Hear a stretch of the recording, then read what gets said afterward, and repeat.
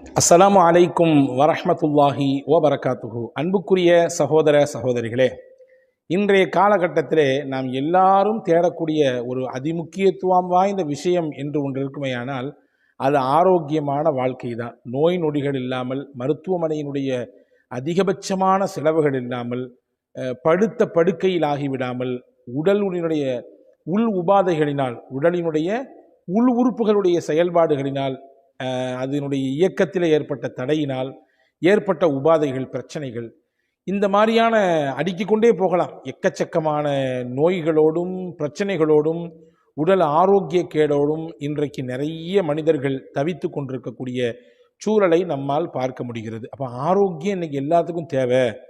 எல்லாரும் துவா செய்ய சொல்கிறார்கள், ஆரோக்கியத்துக்காண்டி துவா செய்யுங்க, இந்தந்த மாதிரி நோய் இருக்குது, இந்த மாதிரி கஷ்டத்தில் இருக்கேன், என் மருத்துவ செலவு இவ்வளோ இருக்குது என்றெல்லாம் நான் சில விஷயங்களை கேள்விப்படுகிறேன்.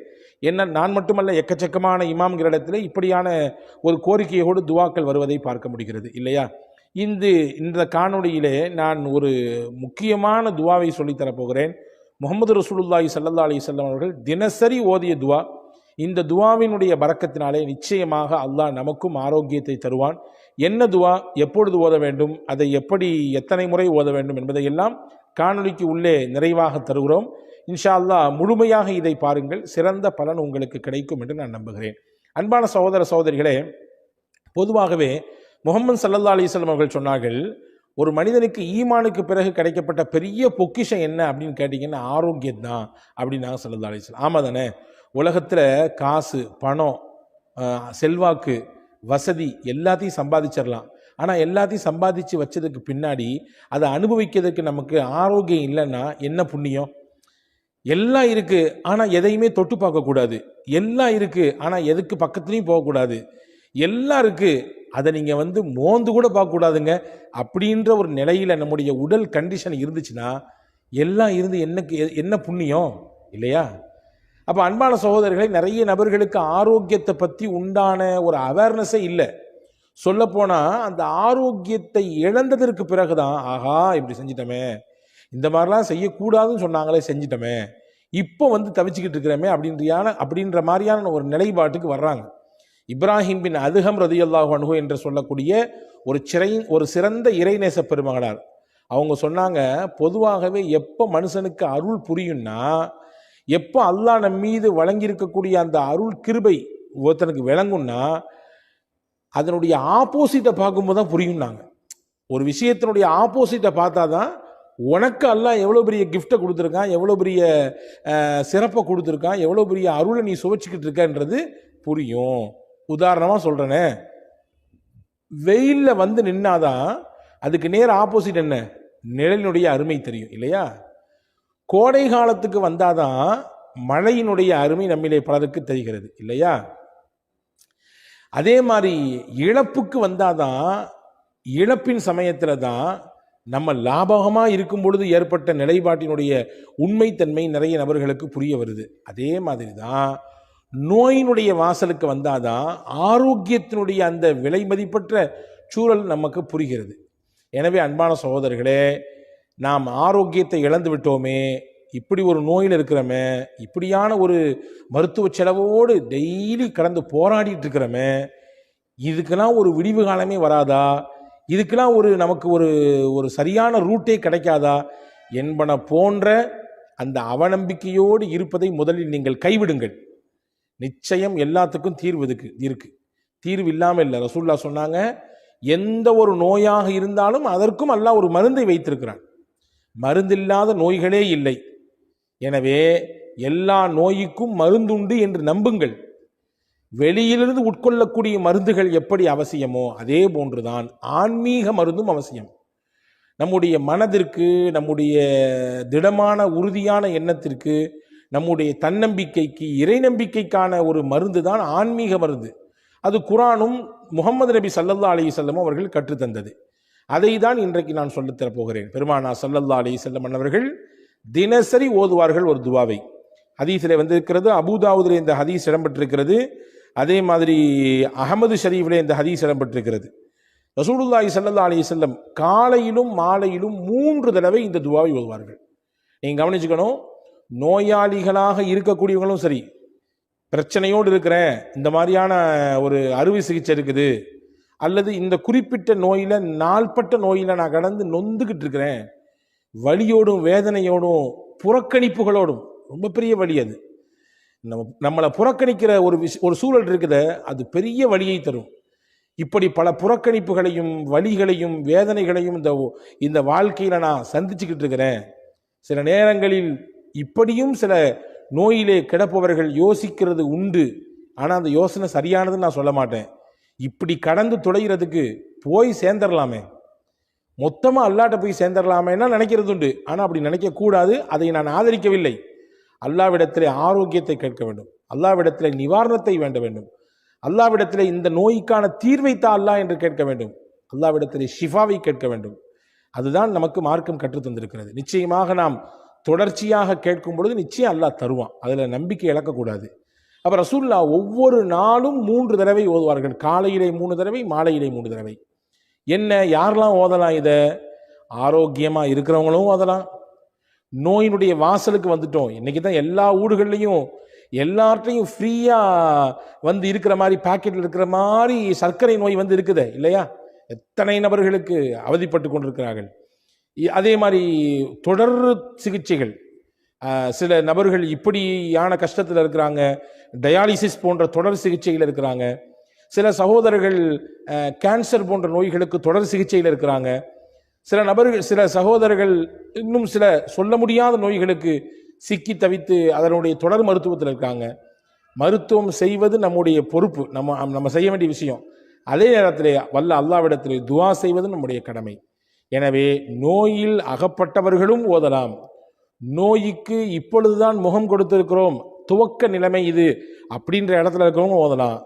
இளமையில் இருக்கக்கூடியவங்க, நோயெல்லாம் பெருசாக எனக்கு எதுவும் இல்லை, அல்ஹம்துலில்லாஹ் அல்லாஹ் நல்லா வச்சிருக்கான் அப்படின்ற நிலைமை இருக்கிறவங்களும் முன்கூட்டியே முன்னெச்சரிக்கையாக அல்லாவிடத்திலே ஆரோக்கியத்தை வேண்டி இந்த துஆ ஓதலாம். 3 தடவை ஓத வேண்டும். காலையில் 3 தடவை, மாலையில் 3 தடவை. ஸல்லல்லாஹு அலைஹி வஸல்லம் ஓதிருக்காங்க. என்ன துஆ அது? டிஸ்கிரிப்ஷன்லையும் கொடுக்குறோம், வாய்ப்பு இருந்தால் ஸ்கிரீனிலும் உங்களுக்கு அந்த துஆவை தருகிறோம். அல்லாஹும்ம ஆஃபினி ஃபீ பதனி, அல்லாஹும்ம ஆஃபினி ஃபீ சம்இ, அல்லாஹும்ம ஆஃபினி ஃபீ பஸரி, லா இலாஹ இல்லா அன்த. ரொம்ப அழகான துவா இது. யா அல்லாஹ், என்னுடைய உடலுக்கு நீ ஆரோக்கியத்தை கொடு. யா அல்லாஹ், என்னுடைய செவிப்புலனுக்கு நீ ஆரோக்கியத்தை கொடு. யா அல்லாஹ், என் பார்வை திறனுக்கு நீ ஆரோக்கியத்தை கொடு. உடல் என்று சொல்றாலே எல்லா மொத்த அவயங்களும் உள்ள அடங்கிடும். ஆனால் எக்ஸ்பெஷலி ரொம்ப முக்கியத்துவப்படுத்தி ரசூல் ஸல்லல்லாஹு அலைஹி வஸல்லம் செவியையும் பார்வையையும் என்ன செய்கிறாங்கன்னு சொன்னால் முன்னிலைப்படுத்துகிறாங்க. பொதுவாகவே இந்த ரெண்டும் மனிதனுடைய உறுப்புகளை ரொம்ப முக்கியமான உறுப்பு. பார்வை இருந்தால்தான் பலதை பார்க்க முடியும், செவித்திறன் இருந்தால்தான் பேசுவதை கேட்க முடியும். இந்த ரெண்டுமே ஒரு விஷயத்தை கிரகித்துக் கொள்வதற்கு, உள்வாங்கிக் கொள்வதற்கான மிக முக்கியமான அவயங்கள், மிக முக்கியமான உறுப்புகள். காலப்போக்கில் சில நேரங்களிலே சிலருக்கு இந்த உறுப்பின் செயல்பாடு முற்றிலுமாக அருந்து போயிடுது. காலப்போக்கில் சில நபருக்கு பார்வை இல்லாமல் போயிடுது. காலப்போக்கில் சில நபர்களுக்கு செவிப்புலன், அந்த கேட்கும் ஆற்றல், அந்த திறன் இல்லாமல் போயிடுது. எனவே அதை முக்கியத்துவம் படுத்தி ரசூல் ஸல்லல்லாஹு அலைஹி வஸல்லம், யா அல்லாஹ், என் உடம்புக்கு நீ ஆரோக்கியத்தை தரணும், என்னுடைய பார்வைக்கும் என்னுடைய செவிப்புலனுக்கும் நீ கொடுக்கணும்னு கேட்டாங்க. லா இலாஹ இல்லா அன்த, உன்னை தவிர வணங்குவதற்கு தகுதியானவன் யாருமே இல்லை. இந்த துஆவை ரசூலுல்லாஹ் என்ன செய்வாங்களாமா, டெய்லி காலையில் 3 தடவை ஓதுவாங்களாம், மாலையில் 3 தடவை ஓதுவாங்களாம். இந்த துஆவை பற்றி எழுதும் பொழுது பெருமக்கள் சொல்றாங்க, யார் இதே நம்பிக்கையோடு, ரசூலுல்லாஹ்வுடைய பரக்கத்தான நாவிலிருந்து வந்த துஆ இது, ரசூலுல்லாஹி ஸல்லல்லாஹு அலைஹி வஸல்லமுடைய திருநாவினால் தினசரி மொழியப்பட்ட ஓதப்பட்ட துஆ இது. அந்த நம்பிக்கையில், அந்த யகீனோடு எவர் ஒருவர் இந்த துஆவை தினசரி 3 முறை, காலையிலும் 3 முறை, மாலையிலும் ஓதி வருகிறாரோ, நிச்சயமாக அல்லாஹ் அவருக்கு ஏற்படுத்தி இருக்கக்கூடிய அந்த சுகவீனத்திலிருந்து மாற்றத்தை தருவான். அவருக்கு ஏற்பட்டு போயிருக்கக்கூடிய ஆரோக்கிய கேடிலிருந்து அவர் வெளியே வருவார். எதிர்காலத்தில் அவருக்கு ஒரு ஆரோக்கிய கேடு அல்லது உடல் சுகவீனம் அல்லது இந்தந்த மாதிரியான ஆரோக்கியத்தில் பிரச்சனை என்று இருக்குமே ஆனாலும் கூட இந்த துஆவின் பரக்கத்தை கொண்டு வல்ல அல்லாஹ் அதையும் தடுப்பதற்கு வல்லமை மிக்கவன் என்று எழுதுகிறாங்க. எனவே அன்பான சகோதரர்களே, அருமை சகோதரிகளே, தாய்மார்களே, இந்த துஆவை நீங்கள் எழுதி எடுத்துக்கொள்ளுங்கள். ரொம்ப ஷார்ட்டான துவா தான், சிம்பிளான துவா தான். மனநமிட்டு கண்டிப்பாக ஓதி வருங்கள். எவ்வளவு பெரிய நோயாக இருந்தாலும், எவ்வளவு நாள்பட்ட வியாதியாக இருந்தாலும், படுக்கையில் கிடக்கக்கூடிய அடுத்தவர்களுடைய உதவியை தேடித்தான் இருக்க வேண்டும் என்ற நிலையில் இருக்கிற நோயாக இருந்தாலும் நிச்சயமாக அல்லாஹ் மாற்றுவதற்கு வல்லமை மிக்கவன். ஒரு விஷயத்தை மட்டும் நீங்கள் ஞாபகத்தில் வச்சுக்கணும். ஐயூப் அலைஹிஸ்ஸலாம் படுத்த படுக்கையாக இருந்தார்கள். படுத்த படுக்கையாக இருந்தாங்க. பல்லாண்டுகள் இருந்தார்கள். அவங்களுடைய உடம்பிலிருந்து அப்படியே புழுக்கள் வெளியாகும். உடம்பெல்லாம் அந்த துர்வாடையினால அக்கம் பக்கத்தில் கூட யாரும் இருக்கிறதுக்கு சகிச்சிக்கலை, அவங்கள வச்சுக்கிறதுக்கு சகிச்சிக்கலை. ஊரை விட்டு வெளியே அனுப்பிட்டாங்க. அவுட்டரில் போய் நீங்கள் இருங்கன்னு சொன்னாங்க. அவ்வளவு நோய். அப்போ நீங்கள் பார்த்துங்க, அதை மாதிரிலாம் நமக்கு எல்லாம் நோய் தரலையே. ஊரை விட்டு ஒதுக்கி வைக்கிற அளவுக்கு, வீட்டை விட்டு வெளியே போங்கடா, உங்கள் கூட நாங்கள் யாருமே குடும்பம் நடத்த மாட்டோம் சொல்லி மனைவிமார்கள்லாம் கூட ஓடிட்டாங்க, ரஹீம் மாமாவை தவிர. சொந்த பந்தம் யாரும் பக்கத்தில் வரல. அந்த மாதிரியான நோயெல்லாம் நமக்கு இல்லையே. அப்படி நோயில இருந்த சமயத்திலும் கூட நம்பிக்கை இழக்காமல், மனம் தளராமல், இந்த வார்த்தை நல்லா கவனிக்கணும், மனம் தளராமல், இறைவனின் மீது இருக்கக்கூடிய நம்பிக்கையை இழக்காமல் போராடினாங்க. வாழ்க்கைன்னா போராடணுங்க. போராடி இருந்தால்தான் நம்மிடத்தில் இருக்கக்கூடிய அந்த எதிர்ப்பு சக்தி அணு இருக்குதுல்ல, அது வீரியம் பெறும். எப்போ ஒருத்தருக்கு போராட்ட குணம் இல்லையோ அவர்கிட்ட இருக்கக்கூடிய அந்த எதிர்ப்பு சக்தி ஆற்றல் இருக்க குறைஞ்சு போயிடும். போராடணும், எல்லாத்தோடும் போராடணும். போராடத்தான் நம்முடைய இரத்தத்தில் இருக்கக்கூடிய அந்த சிகப்பணுக்களுடைய ஆற்றல் பெருகும் இல்லையா? எனவே அன்பான சகோதரர்களே, ஹஜ்ரத் அய்யூப் அலைஹிஸ்ஸலாம் போராடினாங்க. கடைசி வரைய நம்பிக்கை இழக்காமல் இருந்தாங்க, மனம் தளராமல் இருந்தாங்க. அவ்வளவு பெரிய நோய் எந்த மருத்துவத்துக்கும் போல. தண்ணி எடுத்து குடிங்கன்னா இல்ல, அந்த தண்ணி எடுத்து தலையில் ஊற்றிக்கிங்கன்னா முடிஞ்சு போச்சு, எல்லா நோயும் முடிஞ்சு போச்சு. உள்ள தண்ணீரை கொடுத்தாங்க, உள்ள இருந்த எல்லா நோய்க்கும் உள் உறுப்புகள் எல்லாம் கொஞ்சம் அப்படி இப்படி இருந்துச்சு. இந்த தண்ணி போச்சு, எல்லாம் கிளியர் ஆயிடுச்சு. தண்ணி எடுத்து தலையில் ஊற்றுங்கன்னா இல்ல, தலையில் ஊற்றிக்கிட்டாங்க. வெளி உறுப்புகளில் இருந்த எல்லா நோயும் நல்லா போச்சு. அல்லாஹ் நாடினால் தண்ணீரை கொண்டு மொத்த நோயையும் ஒன்றும் இல்லாமல் ஆக்கி விடுவான் என்பதற்கு அய்யூப் அலைஹிஸ்ஸலாம் மிகப்பெரிய சான்று. எனவே நம்பிக்கை இழக்கக்கூடாது, மனம் தளரக்கூடாது. நோயாளிகளுக்கு நம்ம சொல்லிக்கிட்டே இருக்க வேண்டிய விஷயம் தான். ஏன்னா நோய் வாய்ப்பட சமயத்தில் அதுதான் இழந்துருவாங்க, அதுதான் அவங்கள்ட்ட இருந்து போயிடும். ஏன்னா யாருமே கண்டுக்கிறது இல்லையே, யாருமே பார்க்கறது இல்லையே, யாருமே வர்றது இல்லையே, யாருமே நம்ம கூட பேசுறது இல்லையே, நம்ம படுத்து கிடக்கிறோமே, நம்ம பெட்டில் ஆயிட்டோமே. எல்லாரும் நம்ம நல்லா இருக்கும்போது வந்து பேசினாங்க, வந்து கூப்பிட்டாங்க, வந்து பார்த்தாங்க, 4 இடத்துக்கு நம்ம கூட்டு போனாங்க. இப்போ யாருமே வந்து பார்க்கறது இல்லையே, யாருமே நம்ம பேசுறது இல்லையே அப்படின்ற ஒரு எண்ணப்பாடு அவங்க ஒரு குறிப்பிட்ட தடவை அதை திரும்ப யோசித்து தங்களுக்கு தாங்களே தாழ்வு மனப்பான்மை கொள்ளக்கூடிய சூழலுக்கு தள்ளப்படுறாங்க. ஒரு பொழுது இழக்க வேண்டாம். யார் பார்த்தாலும் பார்க்காட்டியும், யார் பேசினாலும் பேசாட்டியும், நான் என்னை படைச்ச ரப்பிட்ட பேசிட்டே இருப்பேன். அவன் என்னையை பார்த்துக்கிட்டே இருக்கான், நிச்சயம் என்னை கைவிட மாட்டான்னு மனம் தளராமல் இருங்கள்.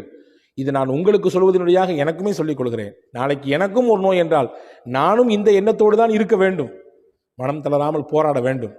இந்த துவாவை ஓதுங்கள். நிச்சயம் வல்ல அல்லாஹ் நிச்சயமாக அதிலிருந்து வெளியே வருவதற்கான வாய்ப்பை தருவான். வல்ல அல்லாஹ் உங்களுக்கும் எனக்கும் சிந்திக்கக்கூடிய, அதன்படி தொடர்ந்து செயலாற்றக்கூடிய நல்ல தௌஃபீக்கை, நாயகத்தின் வழியிலே நிலைத்து வாழக்கூடிய நல்ல வாய்ப்பை அல்லாஹ் உங்களுக்கும் எனக்கும் எல்லா மக்களுக்கும் வழங்குவானாக.